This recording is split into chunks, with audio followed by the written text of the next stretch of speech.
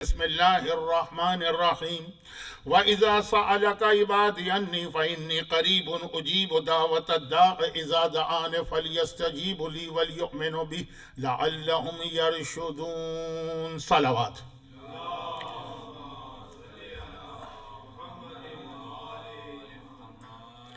سورہ بقرہ کی اس آیت کی تلاوت اس مجلس کے لیے اس لیے کی گئی کہ جس امام معصوم کی مناسبت سے یہ مجلس ہو رہی ہے ان کا مشہور ترین لقب یا ٹائٹل باب الحوائج، یعنی وہ جگہ جہاں پہ انسان کی ہر حاجت پوری ہوتی ہے۔ اچھا، اب یہ لفظ باب الحوائج کو لوگوں نے صحیح نہیں سمجھا، اس لیے آج کل باب الحوائج کی لسٹ لوگ بڑھاتے چلے جا رہے ہیں اور یہ خیال کر رہے ہیں کہ باب الحوائج اس پرسنالٹی کا نام ہے جن کے وسیلے سے دعائیں قبول ہوتی ہیں۔ نہیں، دعائیں تو چہاردہ معصومین میں سے ہر ایک کے وسیلے سے قبول ہوتی ہیں، بلکہ چہاردہ معصومین کے جو اصحاب ہیں بلکہ غلام اور کنیز ہیں۔ باب الحوائج نام ہے اس پرسنالٹی کا کہ جن کے روضے کو، جن کی قبر کو دعا کے ایکسیپٹنس کے اعتبار سے خصوصی اہمیت حاصل ہے۔ اچھا، اب یہ جتنے ٹائٹل آتے ہیں اس میں رسول خدا اور امام علی وہ تو ایگزمپٹڈ ہے، وہ تو سارے ٹائٹل ان کے لیے ہیں، لیکن اس کے بعد تو باب الحوائج یا ساتویں امام کا ٹائٹل ہے یا حضرت عباس کا۔ یقیناً جناب علی اصغر کے حوالے سے بھی دعائیں قبول ہیں، لیکن جو باب الحوائج کی ایکچول ڈیفینیشن ہے اس کے اعتبار سے وہ اس میں شامل نہیں ہیں، یا بلد شہر میں جس امام زادے کی قبر ہے وہ اس میں شامل نہیں ہے، وہ سب کے وسیلے سے دعائیں قبول ہے، لیکن باب الحوائج تو باب الحوائج چہاردہ معصومین میں، چلے شارٹ کر دوں، چہاردہ معصومین میں یہ ٹائٹل ہمارے ساتویں امام کا ہے۔ چنانچہ میں نے قرآن کی اس آیت کی تلاوت کی جس میں یہ بتایا جا رہا ہے کہ دعا مانگنے کا طریقہ کیا ہے اور حاجتیں پوری کرانے کا طریقہ کیا ہے۔ حدیثوں میں تو بہت ڈیٹیل سے یہ بات آئی ہے، لیکن اس آیے قرآنی میں بھی قرآن بات بہت شارٹ کرتا ہے، ٹو دا پوائنٹ، اور اس میں بھی کچھ چیزوں کو واضح نہیں کرتا جان بوجھ کر، تاکہ لوگ پھر اس کی ایکسپلینیشن کے لیے یا وضاحت کے لیے معصوم کے محتاج بنے۔ لیکن یہاں پر قرآن نے قبولیت دعا یا ایکسیپٹنس آف دعا کا اہم ترین رول بتا دیا۔ اچھا، اب یہ ذہن میں رکھیے گا کہ یہ آیت سورہ بقرہ کی وہ آیت ہے جو روزے کی آیتوں کے بالکل بیچ میں آئی ہے۔ جو روزے کی آیتیں ہیں جو آپ اگلے مہینے سے سننا شروع کریں گے کہ یا ایھا الذین آمنوا کتب علیکم الصیام، وہ 4-5 آیتیں اس کے بیچ میں، کیونکہ دعا کے حوالے سے اہم ترین مہینہ رمضان کا مہینہ، لوگ روزہ بھی رکھتے ہیں اور دعا بھی سب سے زیادہ اسی مہینے میں مانگی جاتی ہے، ہر افطار کے وقت اور شب قدر۔ لیکن ایکچولی رجب کے مہینے سے دعائیں شروع ہو گئی۔ اب یہ رجب کا مہینہ چل رہا، پھر شعبان میں وہ رات آ رہی ہے جو آفٹر شب قدر سال کی سب سے اہم رات ہے، 15 شعبان، اور پھر پرسنالٹی بھی 7th امام، اس لیے مہینے کی وجہ سے بھی اور امام کی شہادت کی مجلس ہونے کی وجہ سے بھی میں نے اس آیت کو مجلس کا عنوان قرار دیا یا ٹاپک۔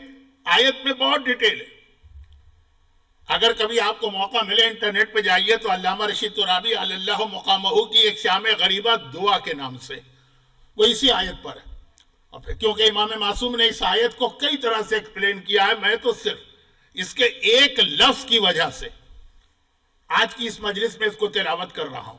آیت کا ترجمہ ہے وَإِذَا سَأَلَكَ عِبَادِي عَنِّي۔ اچھا، امام معصوم فرماتے ہیں کہ اس آیت پر پہلے تو اس اینگل سے غور کرو کہ اللہ کتنے پیار بھرے انداز میں اپنے بندوں سے خطاب کر رہا۔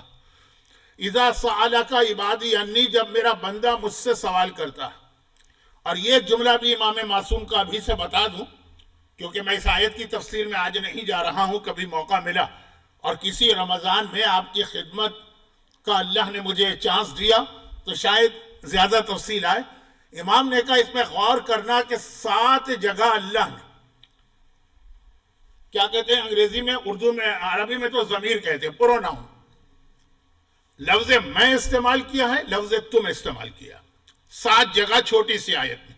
اذا سألک عبادی، جب میرا بندہ مجھ سے سوال کرتا، فإنی قریب، میں اس کے بہت قریب ہوں، اجیب دعوت الداعی، دعا کرنے والا جیسے ہی دعا کرتا ہے میں اس کو جواب دیتا ہوں، اجیب ہو، میری طرف سے رپلائی جاتا ہے، میں اس کے بہت قریب ہوں اس لیے فوراً رپلائی جاتا ہے. جو آپ کسی کو کال کریں جتنا وہ آپ کے قریب ہوگا اتنے جلدی وہ آپ کو جواب دے گا.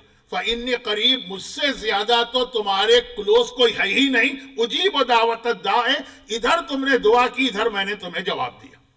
اب اسی میں اتنے سارے اچھے اچھے نقطے اور پوائنٹ ہیں تفسیر کے، لیکن اس کو چھوڑی. یہ تو خدا نے کہا کہ میں تمہیں جواب دیتا ہوں. یہیں پر ہمارے انہی 7 امام کی آج میں کوشش کروں گا کہ جتنا بھی میرے پاس ٹائم ہے، جو حدیثیں آئیں، جہاں جہاں میرے لیے پاسبل ہے وہ 7ویں امام ہی کی حدیثیں ہوں. تو اسی آیت کی تفسیر میں ہمارے پاس 7ویں امام کی ایک حدیث بھی ہے کہ راوی نے پوچھا تھا کہ مولا اللہ سے دعا آہستہ کی جائے کہ بآواز بلند؟ تو صرف چند موقع ہیں اسلام میں جہاں کہا گیا بآواز بلند دعا مانگو. 7 امام نے کہا کہ آہستہ سے بھی دعا مانگ سکتے اور مانگنا چاہیے، کیونکہ اللہ سورہ بقرہ میں کہہ رہا ہے میں انی قریب، میں تمہارے قریب. جب آپ کے بہت کوئی قریب ہو اور آپ اس سے چیخ کے بات کریں تو کیا کہے گا؟ وہ یہی کہے گا بھائی میں تمہارے قریب ہوں، بہرا نہیں ہوں، میں تمہاری آواز سن رہا ہوں. تو 7ویں امام کی حدیث ہے، اور حدیث میں پھر کچھ اور باتیں بھی ہیں لیکن وہ اس وقت کے ٹاپک سے ریلیٹڈ نہیں. ابھی تو میں آیت کا ترجمہ کر رہا ہوں صرف ایک لفظ کے لیے. اچھا یہ یاد رکھیے گا کہ آج کل کا زمانہ ایسا کہ ہر آدمی پرابلم، ٹینشن، ڈپریشن، بیماریاں، سلیپنگ پل، ٹرینکولائزر، پتہ نہیں کیا کیا چیز ہے. وہ سائیکٹرسٹ نام کی چیز جو آج سے شاید 50 سال پہلے ہمارے یہاں تصور نہیں تھا، آج شاید سب سے زیادہ پاپولر وہی.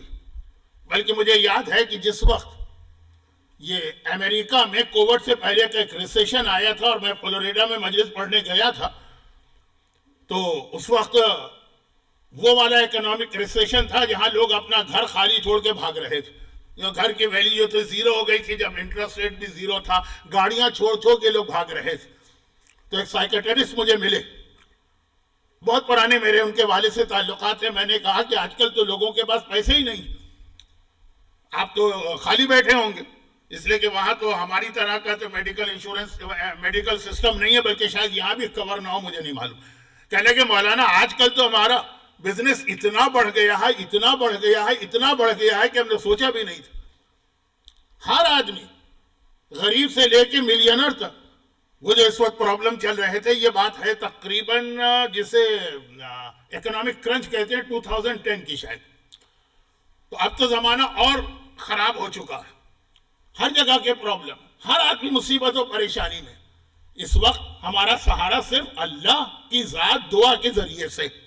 تو اس میں ذہن میں رکھیے گا کہ اب قرآن کہہ رہے ہیں میں تمہاری دعا سنتا ہوں اور جواب بھی دیتا ہوں. خالی یہ نہیں کہ میں سنتا ہوں، فإنی قریب ہوں، اور ریزن بھی بتائے کہ میں اتنے تمہارے قریب ہوں، اجیب و فوراً جواب دیتا ہوں. لیکن اب اس کے بعد ایک سوال آتا،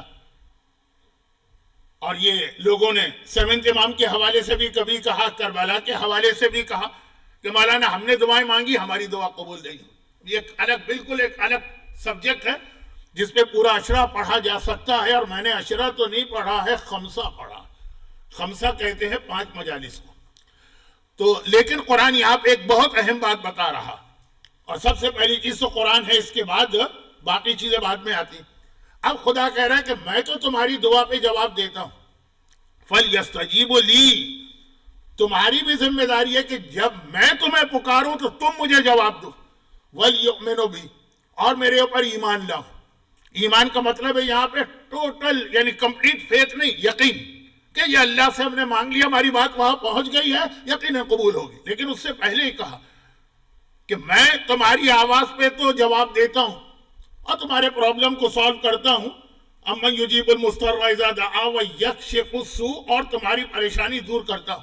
مگر میں بھی تو تمہیں پکارتا ہوں نا، تم بھی تو میری آواز پہ لبیک کہو نا. تم بھی تو مجھے جواب دو نا.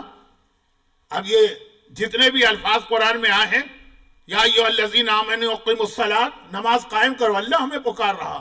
روزہ رکھو، اللہ ہمیں پکار رہا. حج کرو، اللہ ہمیں پکار رہا.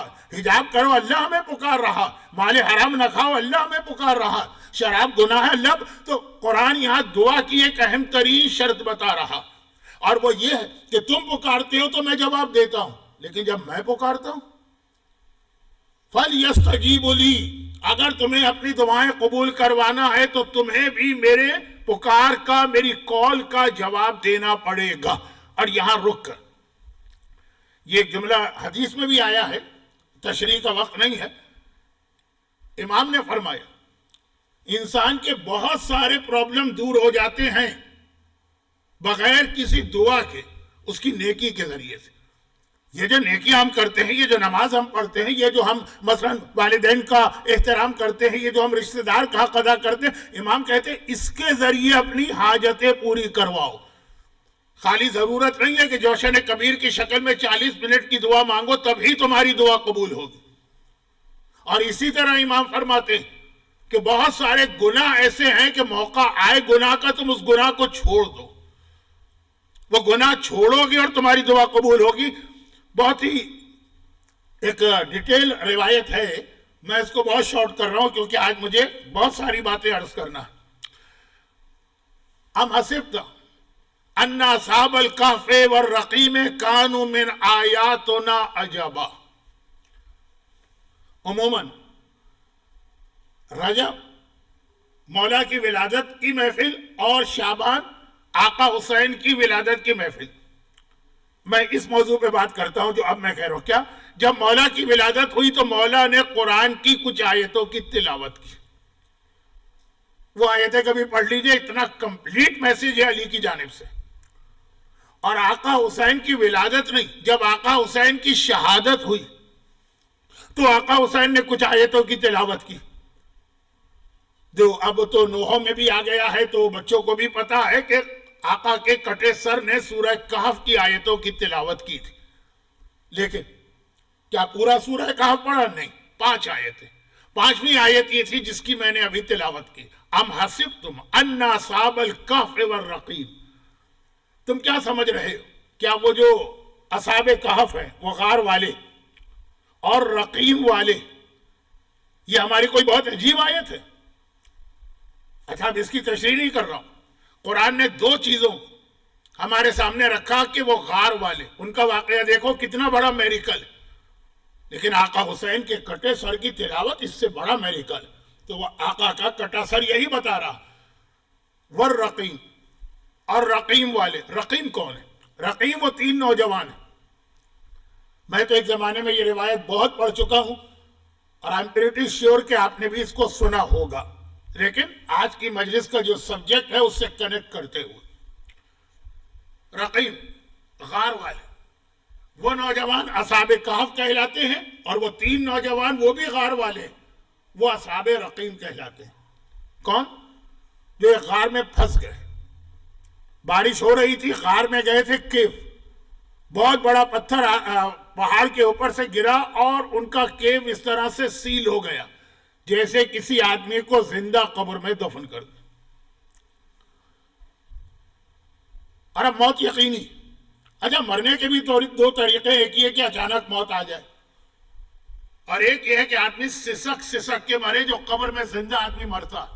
پہلے تو یہ واقعات بہت ہوتے تھے جب میڈیکل سائنس نے اتنی ترقی نہیں کی تھی، لیکن آج بھی یہ واقعات ہوتے ہیں. ابھی میں لاسٹ منتھ پڑھ رہا تھا، امریکہ کی وہ بڑھیا جو غسل کفن دے کے اس کو قبرستان لے گئے، قبر میں اتارنے لگے، وہ ایک مرتبہ کھڑی ہو گئی.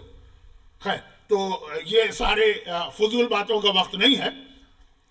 اب ان کو ایک حدیث یاد آ گئی کہ ہمارے نبی نے کہا تھا کہ جب کسی بڑے پرابلم میں پھنس جاؤ تو ایسی کوئی نیکی جو تم نے صرف اور صرف اور صرف اور صرف اللہ کے لیے کی، ذرا بھی اس میں کسی کو دکھانے کا جذبہ نہ ہو، اس کے ذریعے سے دعا مانگو. یہ دعا کے حوالے سے بات کر رہا ہوں کہ لمبی لمبی دعاؤں کے بدلے میں بعض اوقات چھوٹی سی نیکی آپ کی سب سے بڑی دعا بنتی. تینوں نے اپنی ایک ایک نیکی بیان کی اور ہر آدمی جب نیکی بیان کرتا 2 رکعت نماز پھر نیکی، تھوڑا سا پتھر ہٹ جاتا، مگر ابھی اتنا راستہ نہیں ہے کہ آدمی باہر نکلے. دوسرے نے نیکی بیان کی، پتھر اور ہٹ گیا، مگر ابھی بھی اتنا راستہ نہیں ہے کہ آدمی باہر نکلے. اور تیسرے نے نیکی بیان کی تو اتنا راستہ بن گیا کہ آرام سے یہ آدمی تینوں ایک ایک کر کے باہر آ گیا. اب مثلا تیسری نیکی، کہا میرے گھر میں رنگ کرنے کی ضرورت تھی، پینٹ کرنا تھا، پینٹر کو بلایا، اس سے کہا گھر میں پینٹ کرو، اس نے پینٹ کر دیا. کچھ اس کے اندر ہمارے ہندوستان میں ایک بہت مشہور شیخ چلی گزرے ہیں، ان کی کہانی کا ذرا مزہ آتا ہے، لیکن یہ حدیث ہے جو آپ کو سورہ کہف کی 5ویں آیت کی تفاسیر میں ملے گی. پینٹ کر دیا اس نے، جانے لگا میری اجرت، میں نے اس کو اجرت دے دی 1 دینار، جو زمانے میں ایک تقریباً ہر پینٹر یہی مانگتا تھا. اس نے کہا نہیں، میری اجرت 1 دینار نہیں ہے، میں تو 2 دینار چارج کرتا ہوں. سب جانتے ہیں کہ میرا کام بہترین ہوتا ہے، آپ بھی دیکھ رہے ہیں، تو میرے چارجز بھی زیادہ ہیں. میں نے کہا کہ نہیں، تمہیں پہلے کہنا چاہیے تھا. اس نے کہا آپ کو پہلے پوچھنا چاہیے تھا. جیسے مشہور ہے نا کہ لکھنؤ کے 2 آدمی اگر ریل پہ جائیں تو پہلے آپ میں ریل چھوٹ جاتی ہے. یہاں کہہ رہا ہے پہلے آپ کو پوچھنا چاہیے تھے میرے چارج کیا. پوری مارکیٹ جانتی. انہوں نے کہا مجھے کیا پتا، میں تو دیکھتا ہوں ہر پینٹر کا ایک فکس چارج ہے 1 دینار. کہا کہ نہیں.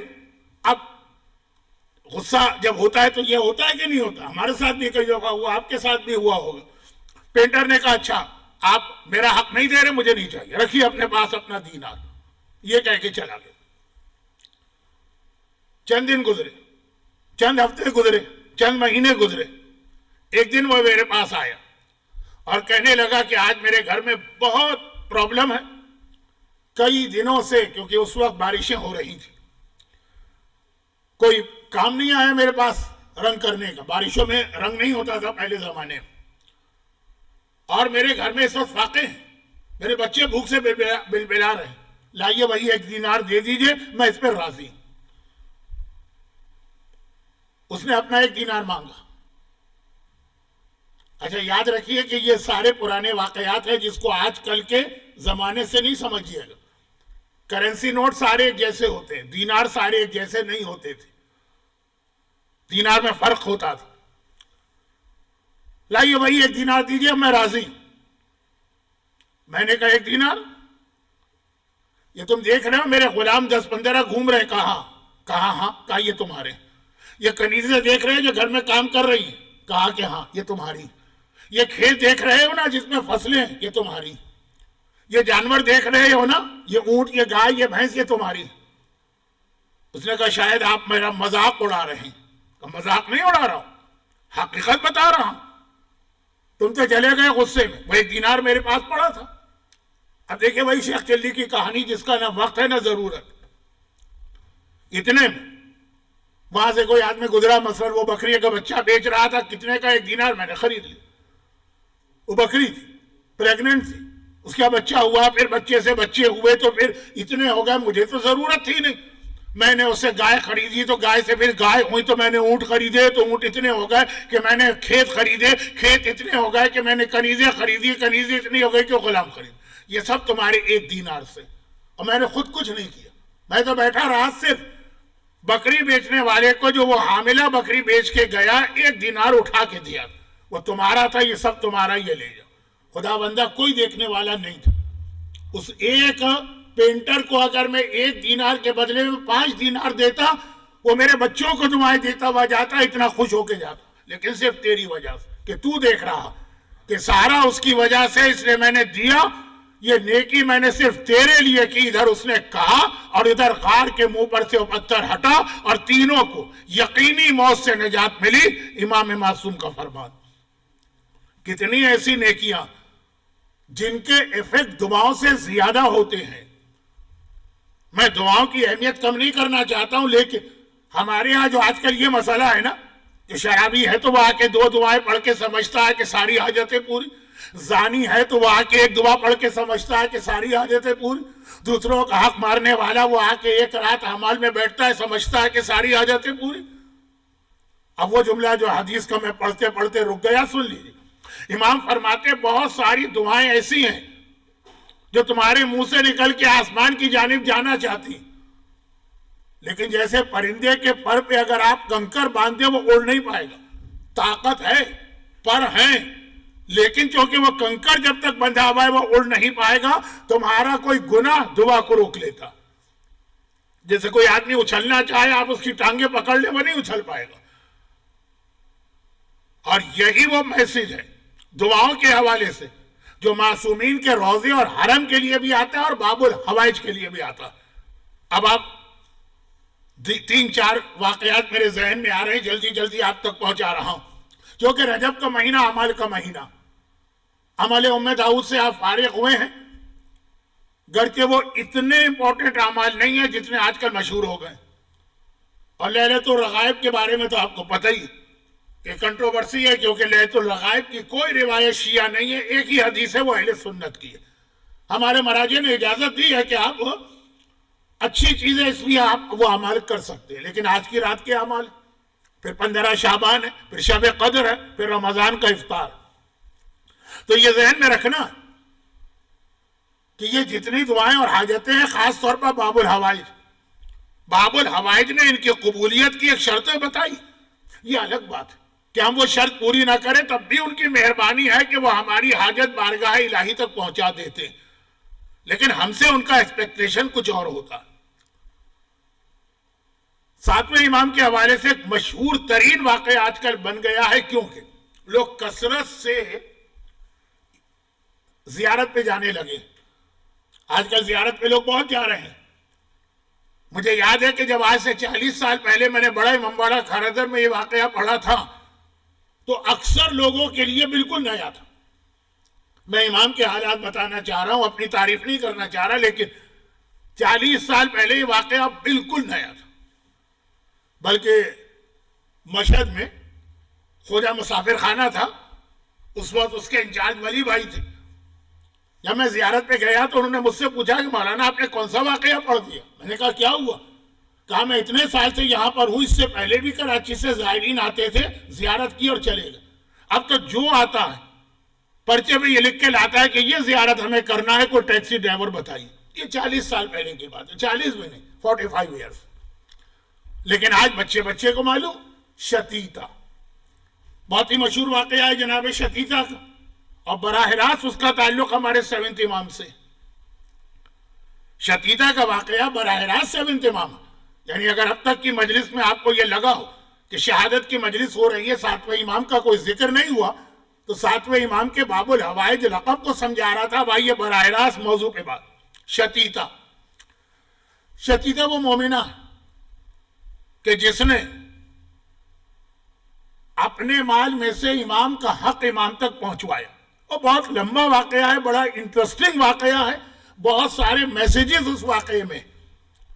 اگر موقع ملا تو شاید میں 15 شعبان کی جو محفل یہاں پڑھوں گا اس میں ذرا اس کا تذکرہ کروں، کیونکہ اس واقعے کے اندر ایک اہم میسیج یہ بھی کہ کیسے اپنے امام کو پہچانو، ہاؤ ٹو ریکوگنائز یور امام۔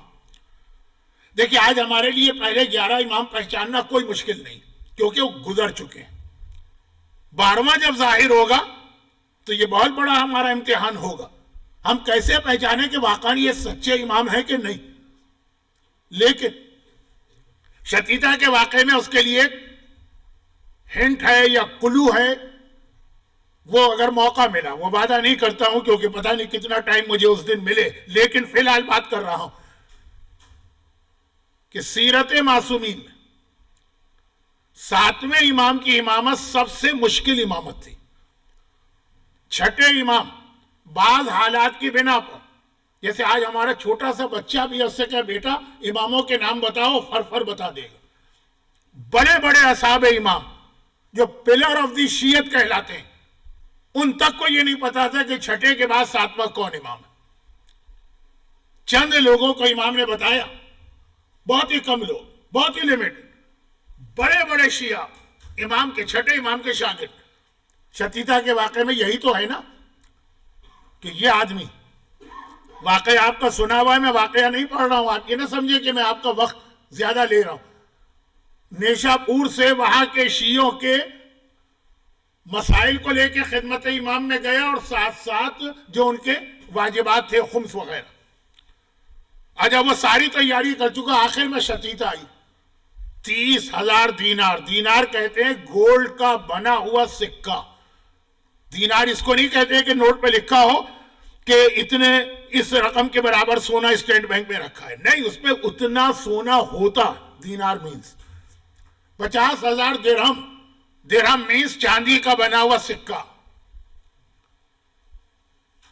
ابھی بھی پاکستانی اخبارات میں ایک بحث چلی تھی نا، 500 درہم شہزادی کا مہر تھا، تو ہمارے ہاں وہ سمجھتے ہیں 32 روپے اور 8 آنے، آج کل کے حساب سے 4 لاکھ مہر بنتا ہے۔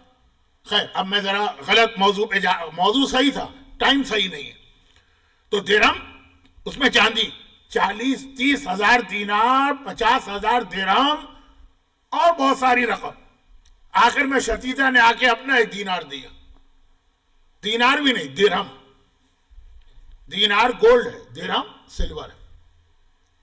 راوی گھبرا گیا کہ میں مولا کی خدمت میں یہ کیا پیش کروں اتنے ساری رقم کے سامنے، کا یہ حق، لیکن یہ ابھی مدینے نہیں پہنچا تھا، امانت لے کے جا رہا، امانت راستے میں ہے کوفے میں، کہ خبر آ گئی کہ چھٹے امام شہید ہو گئے، اور اب پتہ نہیں چل پا رہا ساتھ میں کون ہے۔ ابو حمزہ صومالی جیسے عظیم صحابی، میں نے پچھلے سال بھی ان کے بارے میں ایک جملہ کہا، اور اس سے پچھلے سال بھی کہا، اور آج بھی کہہ رہا ہوں۔ امام معصوم نے کہا جو سلمان فارسی کا اسٹیٹس رسول خدا کے پاس ہے، وہ ابو حمزہ صومالی کا اسٹیٹس ہمارے پاس۔ سلمان منا اہل البیت رسول نے کہا نا، اور ابو حمزہ صومالی کو منا چھٹے امام نے کہا کہ اس کا وہی اسٹیٹس ہے۔ ابھی رمضان میں آپ دعائے ابو حمزہ صومالی شب قدر میں پڑھیں گے، کیونکہ ہماری اتنی ہی کیپیسٹی، ورنہ دعاؤں سے شوق رکھنے والے پورے مہینے روز ہر رات کو فجر کے وقت پڑھتے ہیں دعائے تو ابو حمزہ صومالی، ان کو بھی نہیں پتا تھا کہ چھٹے کے بعد ساتواں کون، جو خاص امام کے نائب تھے کوفے میں، لیکن پھر انہوں نے خاص طریقے سے پہچان لیا کہ ساتویں کون، اس سے کہا کہ یہ ہے ساتویں، یہ مدینے پہنچا، لیکن وہاں جا کے کنفیوز ہو گیا۔ ابو حمزہ صومالی تو دوسرے شہر میں بیٹھ کے بتا رہے ساتویں کون ہے، یہاں تو جس شیعہ سے ملو وہ کہتا ہے ساتویں امام عبداللہ افتح ہے۔ عبداللہ افتح یہ کون ہے؟ یہ ساتویں امام کے بڑے بھائی ہیں، جنہوں نے ساتویں امام کی امامت کا انکار کر کے کہا کہ میں امام ہوں، کیونکہ میں ایج میں بڑا ہوں، میری ایج زیادہ، اس لیے امام تو میں ہوں۔ یہ کہاں سے آ گیا امامت کا دعویٰ کرنے والا؟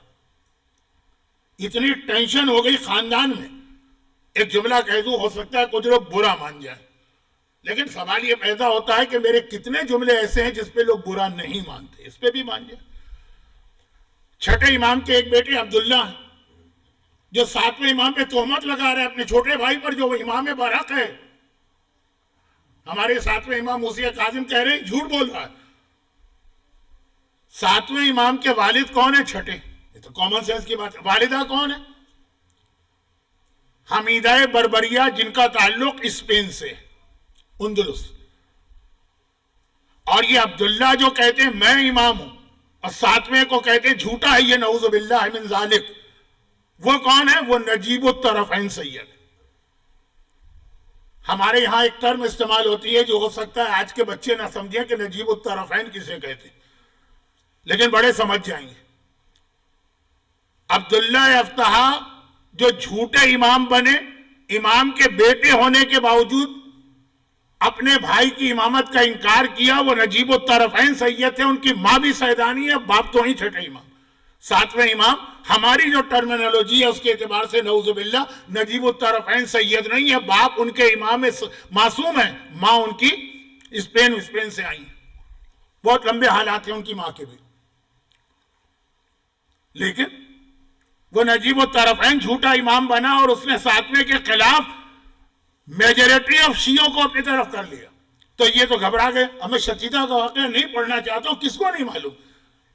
جب آپ جاتے ہیں ایران میں نیشا پور میں پورا واقعہ آپ کو سنایا جاتا، اس کا خلاصہ کیا کہ امام معصوم نے پھر اس راوی کو بلوایا اپنے پاس ایک عجیب طریقے سے اور اپنی امامت کو ثابت کیا. وہی مشہور واقعہ کہ جو لوگوں نے مسئلے پوچھے تھے اور امام نے اس سے کہا کہ دیکھو یہ سارے بند ہیں، سیل ہے تمہارے ہاتھ میں، اب اس کو کھول کے دیکھو، ہر مسئلے کا جواب اس کے نیچے لکھا ہوا ہے. تب اس کو یقین آیا. بہت اتنا سمپل واقعہ نہیں ہے لیکن ٹائم نہیں. تب اسے یقین آیا اور اس نے ساری رقم امام کو دی. امام نے کچھ لوگوں کی رقم لی، آدھے سے زیادہ لوگوں کی واپس کر دی. بعد میں جب یہ اپنے شہر گیا پتا چلا یہ وہ لوگ ہیں جنہوں نے ساتویں کو نہیں مانا تھا، ان کے بڑے بھائی کو مان لیا تھا. وہ بہت لمبا واقعہ. اس میں کہا امام نے کہ شتیتا کی رقم تو لے کے آؤ، اور اپنے غلام سے کہا کہ جو میرے گھر میں روز کھانا پکتا ہے نا، یہ پیسے اس میں ملا دو. اتنا یہ پاکیزہ گفٹ میرے پاس آیا ہے کہ جو میرا کھانا ہے امام معصوم کا. اور کہا کہ دیکھو جب شتیتا مرے گی تو میں اس کے جنازے پر آؤں گا. میں بہت شارٹ کر رہا ہوں کیونکہ واقعہ مشہور ہے اور ٹائم بھی نہیں. اور جب شتیتا مری، یہ واپس پہنچا، امام نے کہا اس سے کہہ دینا کہ تم 17 دن 16 دن میں مر جاؤ. شتیتا مر گئی. امام نے کہا میں اس کے جنازے پہ آؤں گا، لوگوں کو بتانا نہیں کہ میں کون ہوں، جب میں چلا جاؤں پھر بتانا. جنازے کی تیاری ہو رہی ہے. آپ کو یاد آ رہا ہوگا نیشا پور میں ہر عالم آپ کو یہ سنا رہا ہوتا کہ لوگوں نے دیکھا ایک مسافر اونٹ پہ سوار آ رہا، تو آتے ہی رہتے ہیں، جب جنازہ رکھا ہو تو ہر آدمی آ جاتا، اس نے پہچان لیا. آخر میں دیکھا کہ جب شتیتا کی میت کو قبر میں اتارا تو آنے والے نے اپنی جیب سے ایک پیکٹ نکالا اور اس میں سے مٹی اس قبر میں ڈالی اور اس کے بعد واپس مڑا. تو لوگوں نے تو توجہ نہیں دی کہ ایک مسافر آیا ہے نماز پڑھ کے جا رہا. یہ اس کے پیچھے گہرا ہوئی، روکا، کہا فرزند رسول یہ آپ نے کیا کیا؟ کہا یہ ایسی ہماری مخلص مومنہ تھی کہ میں نے اپنے دادا ابو عبداللہ حسین مظلوم کی خاک شفا اس کی قبر میں ڈالی ہے، جس کی برکت سے یہ ہر عذاب سے محفوظ رہے گی. اور سنو، یہ ہے وہ جملہ جس کے لیے میں نے آپ کو 7-8 منٹ زحمت دی، بہت ہی بوجھل دل کے ساتھ. میں نہیں چاہتا تھا کہ وقت جو ہے آپ کا میں ایسے واقعے میں استعمال کروں جس کی فی الحال ضرورت نہیں تھی، لیکن اب تو خیر. آخر میں امام نے کہا، کیا کہا؟ سنو، اننی لا بد، ہم لوگوں کے لیے، ہم اہل بیت کے لیے لازم ہے ایسے مومنین کے جنازے میں حاضر ہوں اور ہمارے شیعوں کو ایک پیغام پہنچا دو. شتیتا کی میت پر قبر پر کھڑے ہو کر امام معصوم ایک میسج دے رہے. کون؟ جس کی شہادت کی وجہ سے آج آپ آئیں. پہلی بات تو یہ کہی جو اس مومنہ کی طرح ہمارا حق ادا کرتا ہو. اننی لا بد لنا، لا بد لازم ہے، ضروری ہے، لازم ہے ہمارے لیے کہ ہم اس کے جنازے پہ حاضر. اور ہمارے شیعوں سے کہہ دینا اتق اللہ فی انفسکم، تقوی اختیار کریں اور اللہ سے ڈرتے رہیں. اور پھر ایک عجیب جملہ کہا. عجیب تو نہیں ہے کیونکہ نہج البلاغہ میں یہ جملہ آ چکا، اور نہج البلاغہ کے اس خطبے میں آیا جو بہت زیادہ آج کل پڑھا جاتا ہے، خطبہ نہیں، جو امام کا ایک لیٹر ہے اپنے گورنر عثمان ابن حنیف کے نام، جو پہنچ گئے تھے پیسے والے کی دعوت ولیمہ میں، اور امام نے ڈانٹا کہ پیسے والے کیا پہنچ گئے، قریب کیا جاتے ہو کہ نہیں. اس میں یہ جملہ بالکل شروع میں. تو خیر، 7واں امام کہہ رہا ہے، شتیتا کی قبر پر کھڑے ہو کے کہہ رہا، راوی سے کہہ رہا ہر شیعہ کو ایک پیغام دو، پہلے بشارت دو کہ ہم اس کے جنازے پہ آئیں گے اگر وہ اس طرح سے ہمارا حق ادا کرے. اور اس کے بعد اس سے ایک جملہ کہو، احسن اعمالہم، نیک عمل اور واجبات یعنی نیکیاں کرتے رہیں. کیوں؟ تاکہ وہ ہماری مدد کریں. امام کہہ رہے ہماری مدد کرے، جو خود مشکل کشائے عالم ہے، ساری دنیا جس سے مدد مانگتی ہے، وہ کہہ رہا ہے کہ ہماری مدد کرو. یہی نہج البلاغہ میں مولا نے کہا آئینونی، میری مدد کرو. 7واں امام آپ سے کہہ رہے میری مدد کرو. کس چیز میں مدد کرو؟ نیک اعمال میں میری مدد کرو. کیوں؟ تاکہ اس کے ذریعے سے فک رقابہم من النار وخلاص انفسکم، ہم تمہیں عذاب خدا سے بچا سکیں اور جہنم سے نجات دلا سکیں. امام معصوم کو ضرورت ہے کہ ہمارے اعمال نیک ہوں تب وہ ہمیں نجات دلائیں. تو ایک جملہ کہیں گے جہنم کی آگ ٹھنڈی ہے، لیکن امام ہم سے، اب یہ لفظ ریکویسٹ تو صحیح نہیں ہے امام کے لیے، لیکن امام ہم سے ایک ڈیمانڈ کر رہے ہیں، اللہ سے ڈرو، ہم آئیں گے تمہارے جنازوں پہ، یہ ہمارا وعدہ ہے، لیکن اللہ سے ڈرو، اعمال کو نیک بناؤ تاکہ اس کے ذریعے تم ہماری مدد کرو اور ہم تمہیں جہنم سے نجات دینا۔ جہنم سے نجات، امام آپ سے مدد مانگتے ہیں، اور یہ ذہن میں رکھیے گا، یہ خاص اتنے سخت لفظوں کے ساتھ، اور بہت حدیثیں، امام نے یہ جملہ کیوں کہا، اس کا ایک ریزن، میں اکثر ایک جملہ کہتا ہوں کہ 7ویں امام کے حالات 21 سینچری کے میلبرن کے مومن کو سمجھنا بہت ضروری۔ Melbourne means Melbourne, Toronto, Paris, Tokyo, جو دنیا کے بہت ہی ترقی یافتہ ملکوں میں آ چکے ہیں۔ 7ویں امام کا زمانہ عالم اسلام کا بدترین زمانہ تھا گناہوں کے اعتبار سے۔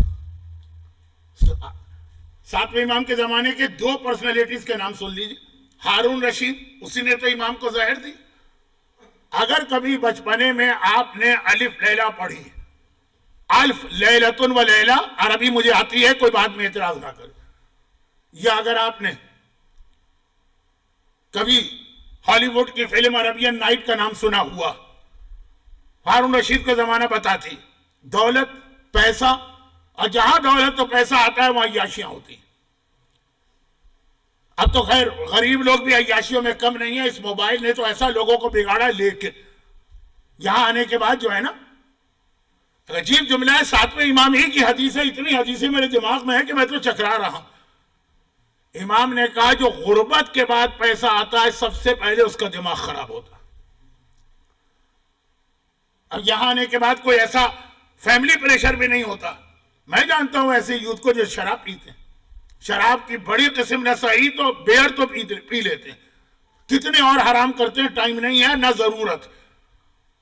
امام معصوم کا زمانہ 7ویں امام کا ویسا ہی زمانہ ہے جیسے آج کل کا زمانہ۔ ہارون رشید کا زمانہ کہا جاتا ہے golden era of Islamic history. اتنی دولت، دنیا کا سب سے زیادہ پیسے والا ملک ہارون رشید کا ملک تھا۔ کھچ کھچ کے دولت آ رہی ہے، بغداد عروس البلاد کہلاتا تھا،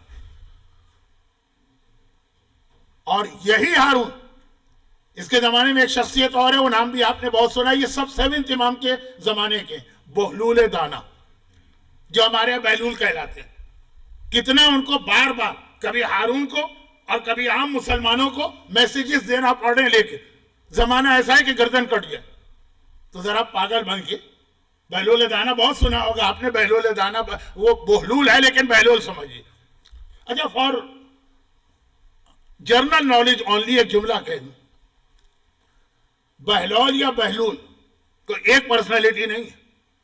بہلول نام کے اسلامی تاریخ میں کئی لوگ گزرے، کیونکہ بہلول نام نہیں، ایک ٹائٹل ہے۔ انتہائی عقل مند اور ذہین آدمی کو بہلول کہتے ہیں۔ پہلا بہلول کون ہے عالم اسلام میں؟ میں بتاؤں گا تو آپ کو شاید یقین بھی نہ آئے، یاد رکھیے کبھی کام آ جائے گی بات۔ سب سے پہلے بہلول کا ٹائٹل امیر المومنین کو ملا۔ ہمارے یہاں تو بہلول ذرا سا بے وقوف ٹائپ کا یا اس ٹائپ کا بن جاتا ہے کنسپٹ۔ پہلا ٹائٹل بہلول کا مولا کائنات کو ملا، اور کس نے دیا ہے؟ انہی کے پوتے چوتھے امام نے، جو دربار یزید میں خطبہ دیا تھا، جس کے آخر میں قرآن بپا ہوا تھا، اس میں مولا کا تعارف کرایا، بہلول، میرا دادا بہلول ہے۔ لیکن مولا کو چھوڑ کر کئی بہلول گزرے، لیکن وہ جو مشہور بہلول ہیں وہ ہارون رشید کے زمانے کے تھے۔ اندازہ کریں، اس کے فرسٹ کزن ہے، پاگل بننا پڑا، کیونکہ ہارون دولت بھی ہے اور طاقت کا غرور بھی ہے، ذرا سی بات پہ گردنیں اڑا دیتا۔ حمید ابن قحطبہ کا واقعہ ہارون ہی کا تو ہے۔ یہ 7ویں امام کے حالات، 7ویں امام کا زمانہ۔ ابو عبداللہ بزاز نیشاپوری کہتا ہے کہ میں ایک دفعہ سفر میں گیا تھا، وہاں سے آیا تو ایک کام مجھے پیش آیا، فوراً مجھے سفر سے آیا تھا، ضروری کام سے مجھے حمید کے پاس جانا پڑا۔ یہ زیارت بھی مشہد کے باہر کی جاتی ہے، کچھ لوگ کرتے ہیں کچھ نہیں کرتے۔ رمضان کا مہینہ تھا، دوپہر کا وقت تھا۔ اس وقت عام طور پہ عرب میں لوگوں کو ڈسٹرب نہیں کیا جاتا، رمضان ہو اور دوپہر کا وقت ہو، سیاستہ۔ لیکن میں اتنے ضروری کام سے تھا، میں فوراً اس کے پاس گیا، اور میں نے اپنا سفر کا لباس بھی نہیں اتارا تھا۔ میں نے دیکھا وہ کھانا کھا رہا ہے، اس زمانے میں بدترین گناہگار بھی، ظالم ترین بھی نماز روزہ تو کرتے ہی تھے. جیسے آج کلمے کا اسٹیٹس ہے نا، وہ اس وقت نماز روزے کا تھا. جیسے آج بدترین انسان بھی ہو تو کلمہ تو پڑھ ہی لیتا ہے. میں حیران ہو گیا، میں نے کہا حمید ابن قاتبہ، رمضان کا مہینہ ہے، ظہر کا وقت ہے، تو کھانا کھا رہا؟ کہا کہ میں نے نماز روزہ سب چھوڑ دیا. کیوں؟ کہا اس لیے کہ میری جہنم پکی ہے. جب جہنم پکی ہے تو پھر یہ زحمتیں کیوں اٹھاؤں؟ ارے قیامت سے پہلے کیسے پتا چلا جہنم پکی؟ کہا کہ ایک دن ہارون اس شہر کا وزٹ کرنے آیا تھا، مشہد. اس وقت یہ شہر ایسا نہیں تھا، آج بھی ہارون مشہد میں تو دفن ہے، 8ویں امام کے پاس تھی. آدھی رات کا وقت ہے، میں سو رہا ہوں، ہارون کا غلام آیا، کہا حاکم بلا رہا. بھئی حاکم بلا رہا ہے تو کیا رات کیا دن؟ میں چلا گیا. اس نے کہا کہ تو میرا وفادار ہے، میرے لیے کیا قربانی دے گا؟ میں نے کہا سارا مال تیرے لیے. کہا چلے گا. 15 منٹ کے بعد پھر غلام بلا کے لے گیا. حاکم نے کہا میرے لیے کیا قربانی دے گا؟ میں نے سوچا مال کہہ چکا. کہا میری جان آپ کے لیے. کہا چلے گا. 10 منٹ کے بعد پھر غلام آیا اور کہا کہ حاکم بلا رہا ہے. میں ہارون کے پاس گئے. اس نے کہا میرے لیے کیا قربانی دے گا؟ میں نے کہا میں مال دے چکا، جان دے چکا. کہا میری ساری اولاد آپ کے اوپر قربان. کہا چلے گا. 5 منٹ کے بعد پھر غلام آیا کہ ہارون بلا رہا، میرے لیے کیا قربانی دے سکتا ہے؟ میں نے سوچا اب کیا بچا؟ مال، جان، اولاد. میں نے کہا میرا ایمان آپ پہ قربان. اب ہارون مسکرایا. کہیں تلوار اٹھا، فلاں مکان میں جا، وہاں جو نظر آئے اس کی گردن اڑا دے. میں اس مکان میں گیا، وہاں 60 لوگ تھے، کچھ بوڑھے، کچھ جوان، کچھ بچے. ایک مرتبہ میں نے ان کو دیکھا، تم کون ہو؟ انہوں نے کہا کہ ہم سادات کرام، ہم نسل فاطمہ سے. ہارون نے کہا ان کی گردن اڑا دو، وہاں ایک کنواں ہے، اسی کنویں میں سب کی میتیں ڈال دینا. کوئی غسل نہیں، کوئی کفن نہیں، کوئی نماز نہیں، کوئی دفن نہیں. میں نے 59 کو قتل کیا. جب 60، بہت بوڑھا آدمی آخر میں تھا، اس کی گردن اڑانے لگا تو اس نے مجھ سے کہا ایک بات بتا دے، جب روز قیامت میرے جد رسول خدا کے سامنے پہنچے گا اور وہ پوچھیں گے کہ ان 60 آدمیوں کا قصور کیا تھا جو تو نے ان کو اس طرح قتل کر دیا، تو کیا جواب دے گا؟ میں نے اس کی بھی گردن اڑا دی، لیکن واپس آ کے مجھے یقین ہو گیا کہ میری بخشش نہیں. میں نے نماز روزہ سب چھوڑ دی. شہید دست غیب شیرازی نے اپنی ایک مشہور کتاب میجر سن، گناہ کبیرہ، یہ واقعہ لکھنے کے بعد ایک جملہ لکھا کہ جب 8ویں امام مشہد آئے تھے اور یہ واقعہ ان کو سنایا گیا تو انہوں نے کہا کہ حمید ابن قاتبہ نے اللہ کی رحمت اور ہمارے جد کی شفاعت کو نہیں سمجھا. اگر یہ گناہ کر کے بھی وہ سچے دل سے توبہ کر لیتا، اس کا یہ گناہ بھی معاف ہو جاتا. تو بڑے سے بڑے گناہگار کے لیے بشارت بھی ہے، لیکن ماحول دیکھیے، یہ ہارون رشید کا زمانہ، اس میں 7ویں امام زندگی گزار رہے ہیں اور ہارون گناہوں کو پروموٹ کر رہا. میوزک نہیں، میوزک تو اسلام میں حلال بھی ہو سکتی ہے، گانا، ڈانس، حرام اعمال، شراب، اتنا مسلمانوں کے اندر کامن ہو چکی تھی. اس وقت 7ویں امام اپنے شیعوں کے خالی ایمان کو نہیں بچا رہے ہیں، کردار کو بچا رہے ہیں. راوی نے کہا مولا، بس یہ آخری حدیث پڑھ رہا ہوں اس لیے کہ وقت بہت زیادہ گزر گیا. مولا، میں سفر پہ جاتا ہوں مختلف شہروں، لیکن اسلامی دنیا کے، جب کسی نئے شہر میں جاتا ہوں ایک مسئلہ مجھے پیش آ جاتا ہے. ہر آدمی کا دل چاہتا ہے، اب آج کل تو بہت آسان ہے لیکن اس وقت بہت مشکل تھا، تقیہ کا ماحول تھا. میرا دل چاہتا ہے کہ اس شہر میں آیا ہوں، نیا ہوں، مسافر ہوں، کچھ اپنے ہم عقیدہ لوگ مل جائیں. ہم لوگ بھی کسی شہر میں جاتے ہیں، کوئی مسجد مل جائے، کوئی امام باڑہ مل جائے، کوئی شیعہ مل جائے، کوئی مومن مل جائے، فطری چیز ہے. لیکن تقیہ کا ماحول معمون تو، بلکہ یہ ہارون کے زمانے میں 7ویں امام کی ایک دعا سنی ہے. مجلس شروع ہوئی تھی، ہماری دعاؤں سے ختم ہو رہی ہے 7ویں امام کی دعا پہ. اور وہ یہ کہ اس زمانے میں جو یہ اس طرح قتل کر رہا ہے نا سادات کو، تو سادات امام نے حکم دیا تقیہ میں چلے جاؤ، سارے شیعوں سے تقیہ میں چلے جاؤ. سادات کرام پھر بھی پکڑے جاتے تھے کیونکہ ان کے جسم سے ایک عجیب خوشبو آتی تھی. وہ خوشبو جو شب معراج پیغمبر نے سیب کھایا اور شہزادی کونین کے ذریعے ان کی اولاد میں منتقل ہو. 7ویں امام نے دعا کی تھی خداوندہ یہ خوشبو ان کے جسم سے ختم کر دے، کیونکہ یہ خوشبو ان کی موت کا سبب بن رہی. جب امام زمانہ آ جائیں گے تو جو صحیح سید ہے، جن کا شجرہ کھویا نہیں ہے یا آگ واگ میں نہیں جلا ہے، تو وہ جو صحیح سید ہیں ان کے جسم میں یہ خوشبو دوبارہ واپس آئی. تو یہ 7ویں امام کی دعا تھی سادات کرام کی جان بچانے کے لیے، ورنہ ہم اس وقت بیٹھ نہیں سکتے تھے، اتنی مہک آتی اگر اس مجمع میں سادات ہوں. کچھ کو تو میں جانتا ہوں یقیناً پکے پکے سید. خیر، تو بات یہ ہو رہی تقیہ کا یہ ماحول کہ امام کو دعا کرنا پڑ رہی. اب ہارون نے دیکھا کہ سید تو اس طرح چھپ گئے، غیر سید تو ویسے ہی چھپے ہوئے تھے، کیسے پکڑوں؟ اس کو چین نہیں آتا ہے جب تک کہ رات کے وقت کچھ شیعوں کا قتل نہ کرے. اس نے کہا سڑک پر علی اور فاطمہ کا نام لکھ دو. سپاہیوں سے کہا دائیں بائیں چھپ کے بیٹھ جاؤ، جب کوئی چلتے چلتے اس نام پر پہنچ کے رک جائے، اپنے قدم آگے نہ بڑھائے، فوراً پکڑ لینا، وہ یا شیعہ ہوگا یا کم از کم علی کو چاہنے والا ہوگا. امام نے کہا گزر جاؤ اس ناموں سے، لیکن کوئی شیعہ گزرے گا بھی تب بھی ایک لمحے تو رکے گا نا، اور پکڑا گیا. اس ماحول میں 7ویں امام اپنے شیعوں کو بار بار یہ پیغام دے رہے ہیں، یہ بھی ایک حدیث ہے، وقت نہیں رہا، کہ دیکھو ایک طرف تم اتنے امتحان سے گزر رہے ہو، دوسری طرف پتہ چلے کہ اپنے کردار کو بھی کھو دو اور نتیجے میں اس کی وجہ سے آخرت میں عذاب بھی آ جائے. تو راوی نے کہا مولا میں جاتا ہوں، تقیہ کا ماحول ہے، میں کس سے پوچھیں یہاں کوئی شیعہ ہے کہ نہیں؟ کہ ایک کام کرو، لوگوں سے یہ پوچھنا شروع کر دو اس شہر میں سب سے متقی اور پرہیزگار آدمی کون ہے. ایک نام تو کوئی نہیں بتائے گا، اختلاف ہوگا، لیکن میجورٹی جس کی بات کرے اس سے مل لو. اگر دیکھو کہ وہ ہمارا شیعہ ہے تو بس تمہارا مسئلہ حل ہو گیا، باقی باتیں اسی سے پوچھ لینا.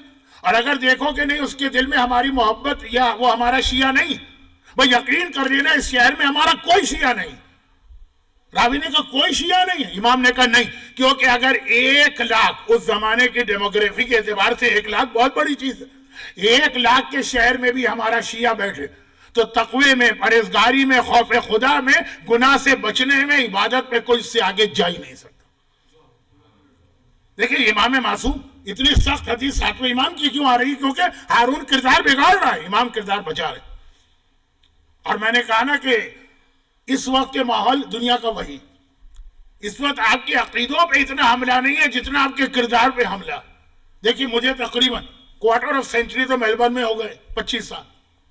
اکا دکا کوئی ملے گا کہ جو علی والا محبت لے کے آیا اور یہاں علی کا دشمن بن گیا، اکا دکا. ہاں ایسے ہیں جو اسلام کوئی چھوڑ بیٹھے، اپنے نوجوانوں کی بات کر رہا ہوں، دوسروں کی نہیں.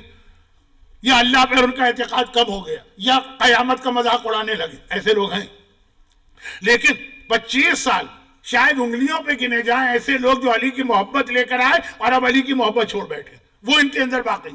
ہاں حجاب والی عورتوں کو بے حجاب ہوتے دیکھا، نماز پڑھنے والوں کو بے نمازی بنتے دیکھا، نامحرم سے گرز کرنے والوں کو نامحرم سے ہاتھ ملا کے آگے، بہرحال آگے کہنا مناسب نہیں، حلال و حرام کا خیال کرنے والوں کو شراب پیتے دیکھا.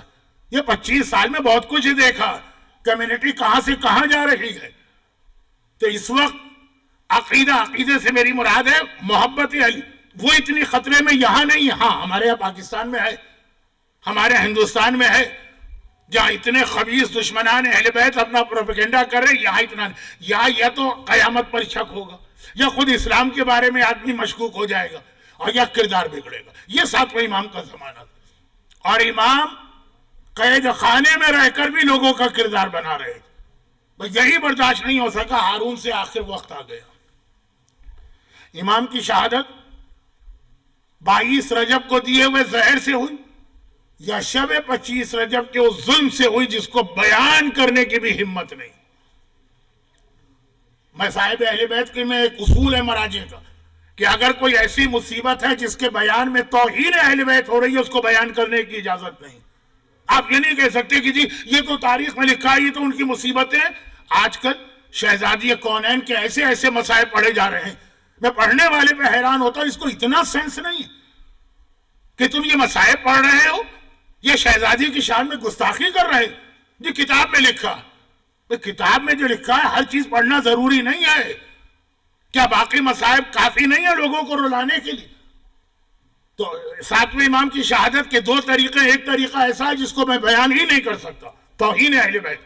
لیکن جو زیادہ مشہور طریقہ ہے وہ یہ، سنجیب نے شاہک نے امام کو زہر دیا انگور میں ملا، اور امام نے وہ زہر کھایا، وہ انگور نوش کی.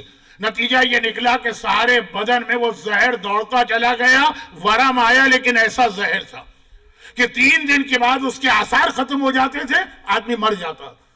چنانچہ جب 25 رجب کو 7ویں امام کی شہادت ہو گئی تو لوگوں کو بلایا، بڑے بڑے لوگوں کو کہا دیکھو یہ اپنی نیچرل ڈیتھ مرے، اور اس کے بعد ان کا جنازہ اٹھایا۔ ہارون رشید پہلے سے بہانہ کر کے شکار کے بہانے شہر سے باہر چلا گیا، لیکن حکم دے کے گیا کہ رات کے اندھیرے میں یہ جنازہ بغداد کے پل پہ رکھنا۔ پرانا زمانہ ہے، لائٹنگ تو ہے نہیں، یہ پل پہ جنازہ اس لیے رکھوایا گیا تاکہ جب بغداد میں آنے والوں کی سواریاں گزرے، بغداد سے جانے والوں کے گھوڑے گزرے، بیچ میں اس سید معصوم کا لاشا ہو، اور یہ لاشا گھوڑوں تلے جانوروں تلے پامال ہو جائے۔ مگر بغداد میں آنے والے بھی گھبرا گئے، بغداد سے جانے والے بھی گھبرا گئے، اس لیے کہ سواریاں بغداد کے پل کے درمیان پہنچی اور رک گئیں، نہ ادھر کے گھوڑے آگے بڑھے نہ ادھر کے گھوڑے آگے بڑھے۔ ایک سید معصوم کا بے گناہ لاشا پڑا ہے، چنانچہ لوگ سواری سے اترے، یہ گھوڑے کیوں رکے ہیں؟ سب نے دیکھا امام معصوم کا لاشا ہے جس کے احترام میں جانور بھی آگے نہیں بڑھ رہے۔ اب جو ایک مرتبہ امام کے جنازے کو اس حالت میں دیکھا تو اب بڑے احترام سے اٹھایا۔